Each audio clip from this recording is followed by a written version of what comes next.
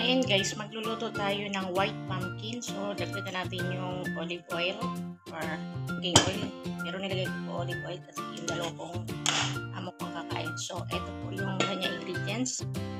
Ayan po, tomato, may ginger po, may saray or lemongrass, at may onion. So, ito po yung tinatawag nilang white pumpkin, sa atin po ay opo.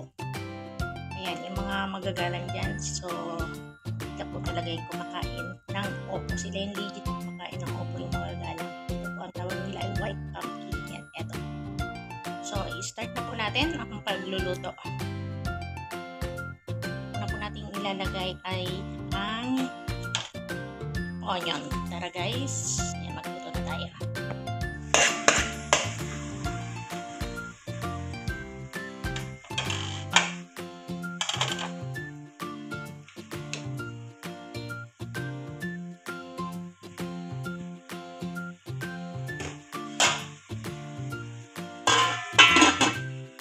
Ayan, isusunod na natin yung bawang or garlic.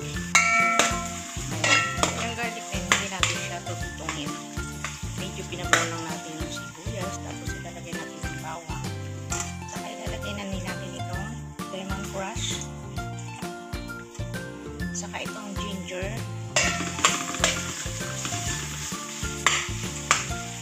So, tapos yan, ilalagay na rin natin yung iniwa natin tomato. Tapos yan, tatakpan natin para lumambot yung tomato.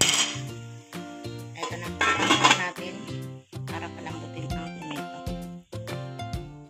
Ayan, o-open na natin. Tingnan natin yung tomato. Ayan, okay na yung tomato. So, pagkatapos yan, lalagyan natin siya ng kaunting asin. So, itong luto na ito ay bagong proseso kasi challenge tayo as kunting asin lang ilalagay natin. Kasi yung tatay ko ay nagpa-check up bago na naman ang luto. Hindi na masyadong maasin. Tapos ilalagay natin yung dalawang manok. Ayan, pag naluto yung manok, aalisin natin kasi gusto niya naka-open. So, yan, lulutuin muna natin yung manok. Open na natin. Tingnan natin kung lambot na yung chicken.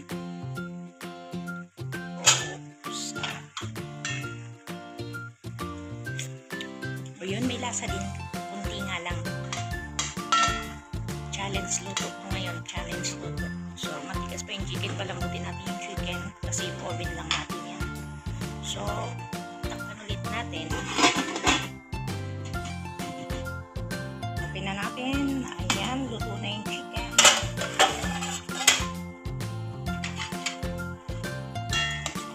Gawin natin is set aside natin ang chicken. Ilagay natin sa isang lagayan na pang-oven. Ayan, ito siya.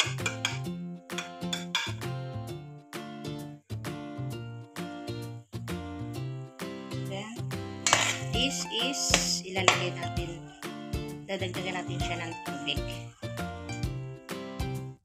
Kasi nagtutubig naman yung upo. Yan, ilalagay na natin siya sa konting tubig. Ayan, lulutuin natin siya. Naluto na, ilalagay natin itong tinatawag nilang hummus. Ganun lang po kadalik lutuin yung pagkain nila.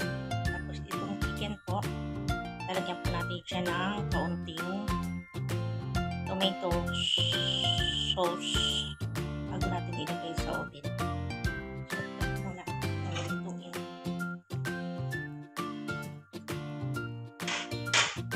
Ayan, tatakpan na po natin siya. Thank you for watching.